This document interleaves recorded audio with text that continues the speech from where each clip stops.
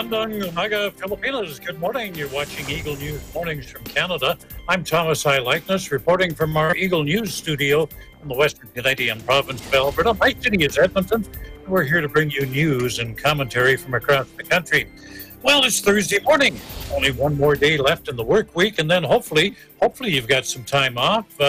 Most of us here have the weekend off. Let's now take a look at the weather in Metro. AccuWeather forecasting the usual late afternoon and evening thunder showers in Manila. High today, 34, but it's going to have a real feel of 40. Currently, we've got some clouds, 29 degrees, feels like 34. The air quality today is fair. Time for that second cup of coffee now. Feel free to help yourself. Sit back, relax, and I'll tell you what's happening in Canada. First, a look at the weather. Our street scene today coming from Calgary. I haven't been to Calgary for a couple of years now. Used to work down there, as a matter of fact. And a big thank you to Zandrea de Guzman for our street scene today. We begin our weather forecast on the west coast in Victoria, where it's mostly cloudy and 16 degrees. Same thing in Vancouver. We've got clouds and 16. Across the mountains to Alberta, in Edmonton, where I live, it's cloudy, 15. It's been cool here. It keeps raining. It doesn't seem like summer at all. Calgary, mostly cloudy and 18. In Saskatchewan, Regina, which we learned yesterday from Marco Zaruda, Regina is the geographical center of North America. It's also the capital of Saskatchewan, and it's also partly cloudy there today and 23 degrees. Saskatoon's got some light rain and 13. Winnipeg, they're back in that heat wave in central Canada moving eastward. Winnipeg, lots of sunshine and 30 degrees. It's even hotter in Toronto, where it's partly cloudy and 34. Ottawa, mostly cloudy and 29. We move over to Montreal, cloudy and 27. That heat continues through most of the Atlantic provinces. Fredericton, sunny and 30. Halifax, partly sunny and 27. Then we go further up north to the island of Newfoundland, and in St. John's there it is chilly, light rain and 13 degrees. And that's a look at the weather in Canada. And here are some of the stories we're following today. Someone with a gun was found wandering outside the Prime Minister's home this morning. Face masks will become mandatory in Toronto. I have some tips on how to keep your home safe from COVID if you have guests over. And Canada's quarantine order for foreign travelers has been extended again, this time till we thought it was going to be the end of July. It's actually going to be to the end of August now. Our top story, police in Ottawa have arrested an armed man who entered the grounds of an Ottawa estate.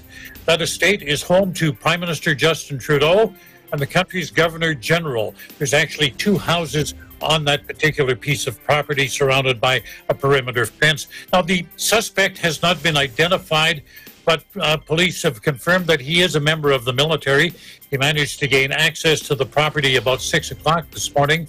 He apparently rammed the gate on the perimeter fence with a vehicle. When they picked him up, he had several firearms on him. Rideau Hall is the name of the one of the residences there. That's the official residence of our Governor General, Julie Payette. Trudeau and his family live on the property at Rideau Cottage, which is anything but a cottage. It's a mansion, actually. Ontario has reported more than 300 new cases of COVID-19 over the past 2 days. 8 more deaths recorded as well. Now, we've been telling you about the COVID-19 outbreaks on southern Ontario vegetable farms. That's where hundreds of migrant farm workers are employed and forced to live in crowded conditions. One farm has been hit with a stop work order now. Local public health unit says there's 190 cases of the virus there. We want these workers isolated, so no more work. Meantime, in the city of Toronto, in an effort to control the spread of the infection, city officials telling people they must don a face mask when they go outside. We have details on that from Eagle News correspondent April Masong-Song. As of July 7th, masks or face coverings will be mandatory in all enclosed public spaces in the City of Toronto to help stop the spread of COVID-19. Toronto City Council voted unanimously for this temporary bylaw to be passed last June 30th. Take a look. Today, City Council will consider a report from Dr. Eileen Davila to effectively make it mandatory for people to wear masks or face coverings inside businesses or public facilities. Dr. Davila's recommendation, worked out with City Legal after careful consideration of the legal landscape, would give clear direction on face coverings to help stop the spread of COVID-19. As of June 30th, there are about 14,000 cases of COVID-19 here in Toronto, with just over 1,000 deaths, and about 12,500 have recovered from COVID-19. According to the City of Toronto, there is growing solid evidence that suggests the use of masks and face coverings is an inexpensive, acceptable, and non-invasive measure to help control the spread of COVID-19. Evidence suggests wearing a mask reduces the likelihood of droplets infecting those around an individual. The new bylaw will apply to the following indoor spaces openly accessible to the public: retail stores, convenience stores, malls and shopping plazas, grocery stores and bakeries, restaurants, indoor gyms, libraries, community centers, churches, temples and faith settings, museums and art galleries, banquet halls and other event spaces, real estate facilities, common areas in hotels, entertainment facilities, and business offices. Those who cannot wear a mask for medical reasons and children under the age of 2 are exempt from this bylaw. Temporary removal of masks will be permitted when receiving services, eating a meal, or engaging in an athletic activity.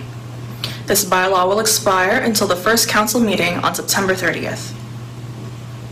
Toronto's Medical Officer of Health, Dr. Eileen Davila, explains the simple but significant reason for the need to wear face masks. And we have learned that cloth masks can help to protect others from our germs. Remember, I wear my cloth mask to protect you, and you wear one to protect me. This is why, in order to be most effective, we need as many people as possible wearing cloth masks or face coverings to reduce virus spread. And we've also learned that this is particularly the case in indoor settings where the risk of virus spread is higher. Indeed, even in this time of reopening businesses and declining daily COVID-19 cases, Toronto is still in the middle of a pandemic, and precautions like properly wearing masks or face coverings are still to be followed in order to protect and take care of each other. In Toronto, April Masongsong, Eagle News, we live in interesting times. Well, here in Alberta, the government has stopped short of ordering people to cover their faces. The Chief Medical Officer of Health, Dr. Dina Hinshaw, though, applauds the Toronto measure. This is an example of where municipalities have the ability to look at their own local epidemiology, their local circumstance, and if they feel that a particular measure is appropriate in that particular context, then municipalities have the opportunity to go forward and put that in place. We are, of course, provincially continuing to encourage all Albertans to wear masks in public indoor spaces, especially where they're not able to consistently maintain 2 meters of distance from others outside their household or cohort. And we are, of course, providing masks through various venues, such as to municipalities to enable them to use that on transit and other distribution mechanisms so that people have access to masks when needed. And so we are recommending that Albertans take this same approach, again, using masks when they are inside crowded indoor spaces to limit the potential for spread of COVID-19. Alberta is somewhat of a hotspot for new cases in Canada. We're reporting 40 to 50 a day, and despite that increase, the province increased crowd limits from 100 to 200 for outdoor community events. Dr. Hinshaw, how do you justify that? We are making this shift based on several factors, including an analysis of how the virus is spreading in Alberta and the reduced risk of gatherings held outdoors. We believe that if organizers and attendees take appropriate health measures, including distancing between households and cohorts, it is possible to conduct these events safely. However, more people does not mean less care. All public health measures are still in effect, and I want to urge all Albertans gathering in groups to take these seriously.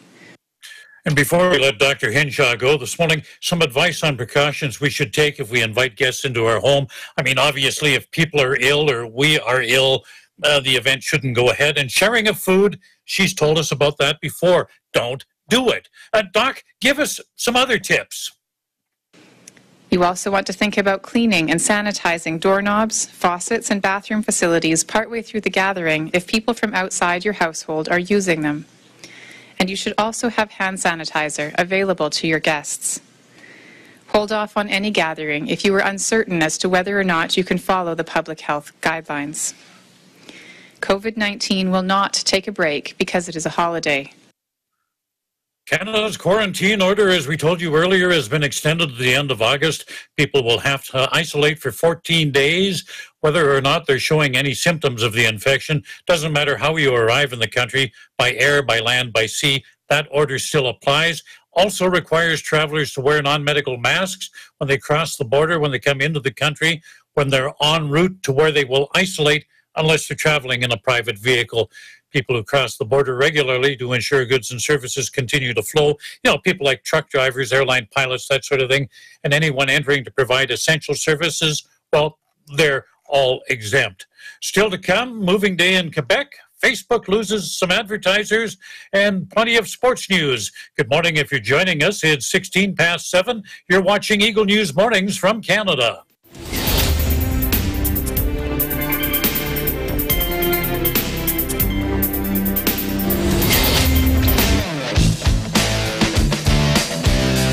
Patindi ng patindi at tuloy-tuloy ang pagpapakita ng galing ng ating mga TNG aspirants.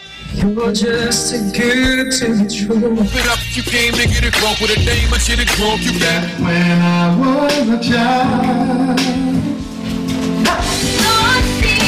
Abangan ng kanilang performances sa pinakamalaking talent competition sa buong bansa, Tagisan ng Galing.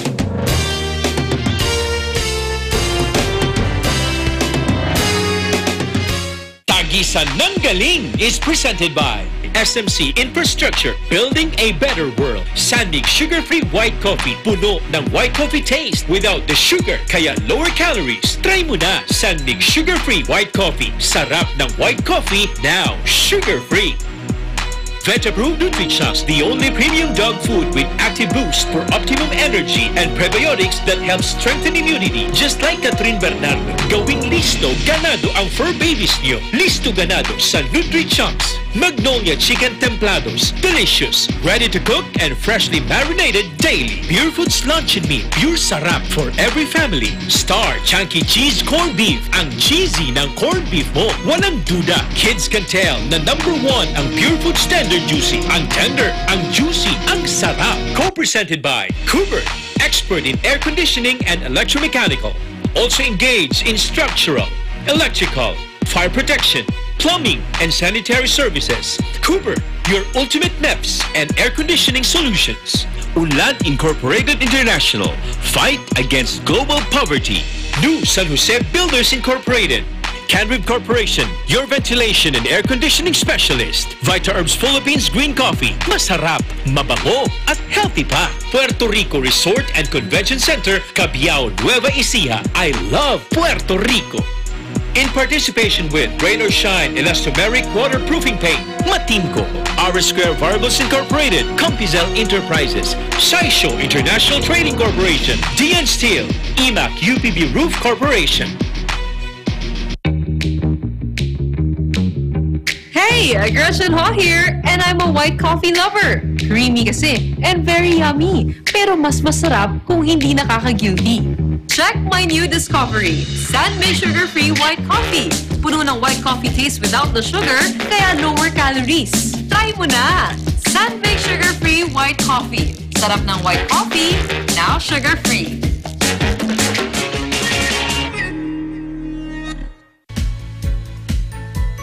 The Bulacan Bulk Water Project is a treatment facility that will provide bulk water to the 24 municipalities of Bulacan to meet the increasing water demand of its residents. Through concessionaire, SMC Infrastructure also initiated the significant improvements of the Manila North Harbor Port, the country's busiest port. Listo at ganado ang baby ko sa vet-approved Nutri-Chunks with active boost and prebiotics na pampalisto. Made with real meat, with essential nutrients to help them grow healthy and happy. Listo, ganado sa Nutri-Chunks. Ikaw lang ang star ng buhay ko.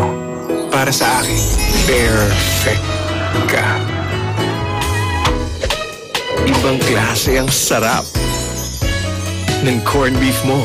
Ang cheesy ng corned beef mo. Pag Star Chunky Cheese Corned Beef, sarap ng corned beef, inangat pa ng real cheese cubes. Kaya perfect ang sarap. Star Chunky Cheese Corned Beef.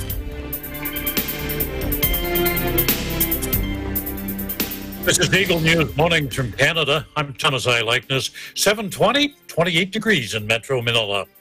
In the Canadian province of Quebec, July 1st is Moving Day.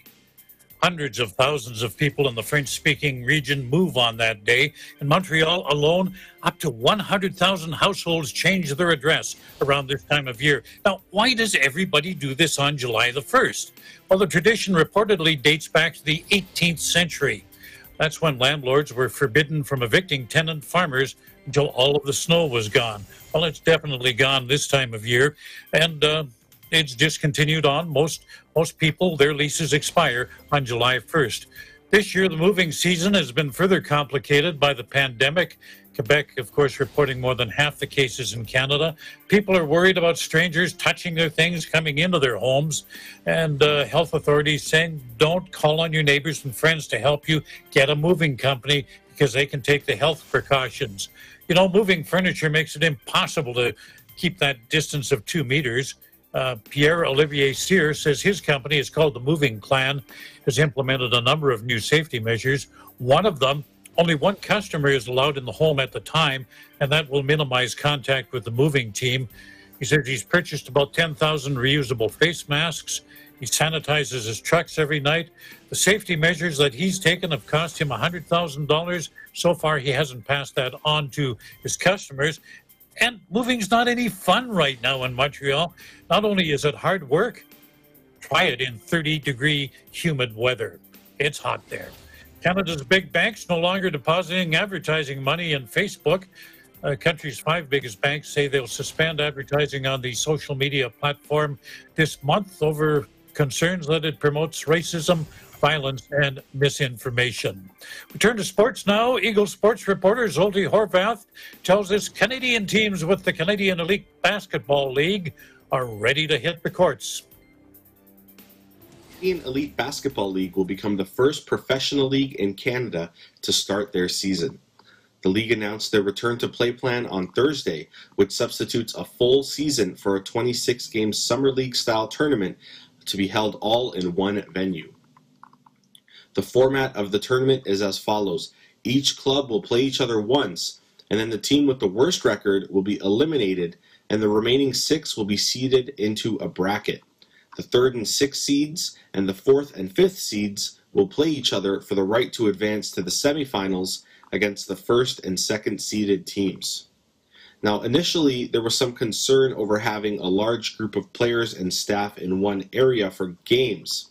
However, the league stated in a press release that the participants will be separated from the general public and strict screening and COVID-19 protocols will be adhered to under the supervision of medical officials.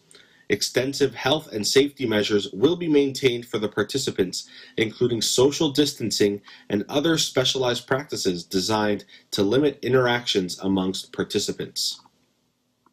All 7 teams will now head to St. Catharines, Ontario, where training camps will begin on July 15th, and the actual tournament will start on July 25th.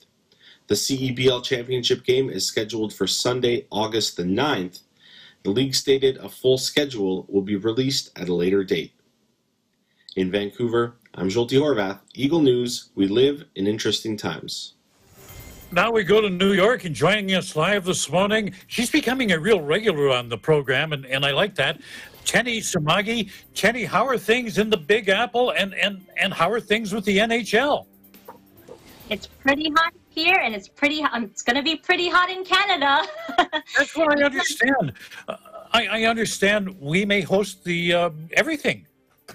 Yeah, especially your city of Edmonton, Tom, because Edmonton and Toronto are scheduled to host the Eastern and Western Conference playoffs in the NHL's plan to restart the season. The NHL also had considered Chicago and Las Vegas as hub cities, but COVID-19 positive cases had spiked in the U.S. this past week. No deal will be official until the league and the NHL Players Association sign and ratify a new collective bargaining agreement.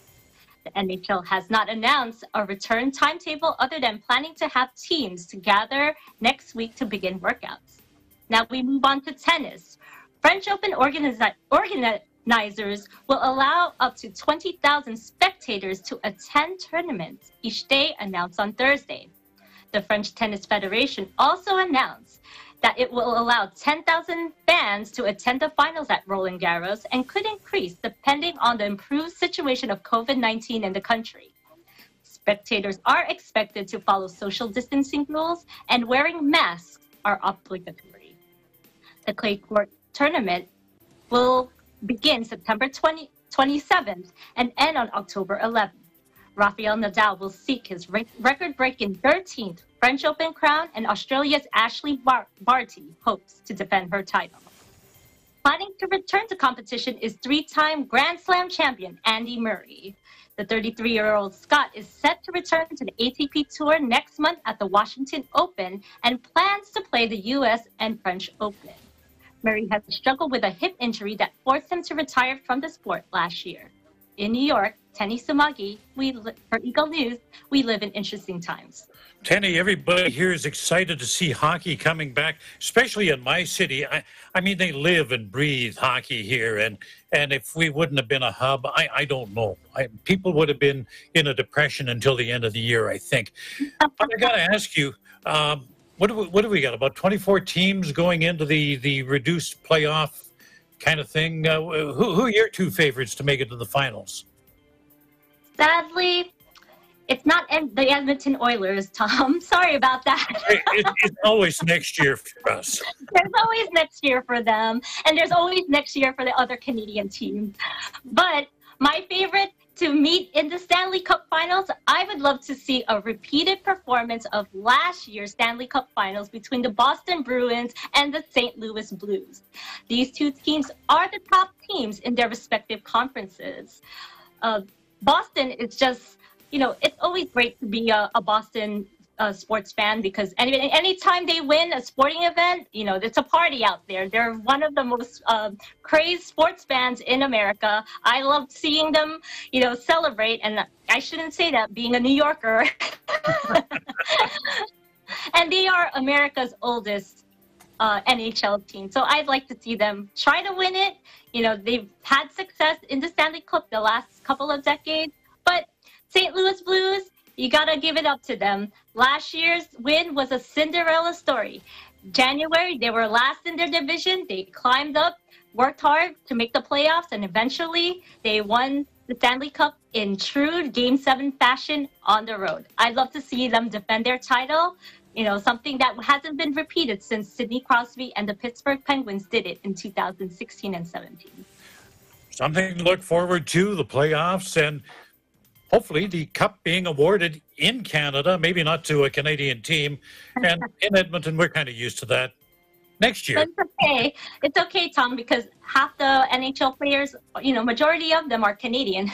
Yes, that's true. So it's a Canadian team just located south of the border. Thanks for joining us this morning, Jenny. You're always welcome here. EBC is your headquarters for entertaining and informative programming. Programs like EB Sports International Home Edition. With a number of leagues about to resume play, we just told you about one. You want to miss an episode of this program as hosts bring you the latest in sports news as well as some interesting debate. EBC Sports International Home Edition. Find it on Facebook and YouTube.